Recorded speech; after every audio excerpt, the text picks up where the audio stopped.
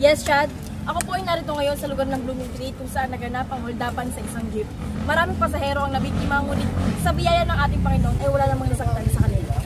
Narito ang naging kwento ng aming nakapanayam ng isang naging biktima sa nasabing holdapan.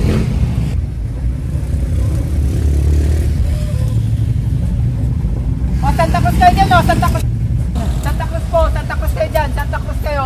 Santa Cruz po, Santa Cruz, Santa Cruz, Santa Cruz. O, Santa Cruz yan, o. Konting usog lang po, konting usog lang po. O. Konting usog lang po, mga ate kuya, konting usog lang po. Santa Cruz kayo dyan, o, Santa Cruz. Santa Cruz.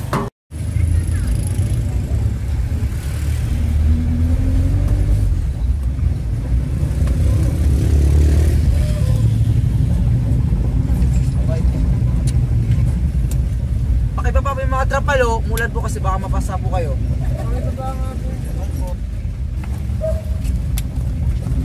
Ayan mo, ulan. Mulan po, traffic. Unang oras na. Hello.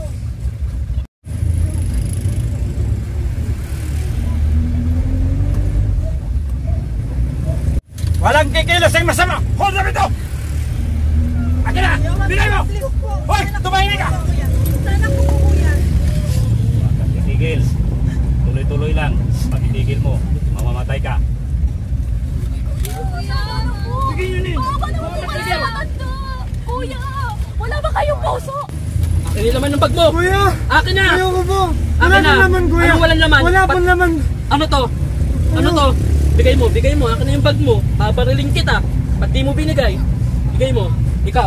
Bigay mo. Kuya, mamasahe ko na Bigay ng mo! boto! Huwag na boto! Bigay mo na!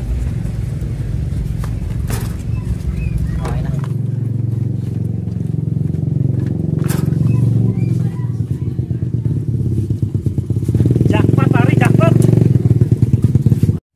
Kamusta ka? Anong nangyari sa'yo? Anong nakuha sa'yo? Sa'yo ate, ano nakuha sa'yo? Wala nakuha sa akin. Man, siguro kasabot ka, no? Hindi Oo nga.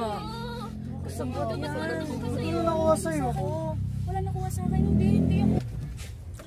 Hello, Pastor. Na-hold up yung sinasaka kong jeep. Pero salamat sa Panginoon, wala nakuha sa akin. Wala rin nangyaring masama sa akin. Napakabuti ng Panginoon.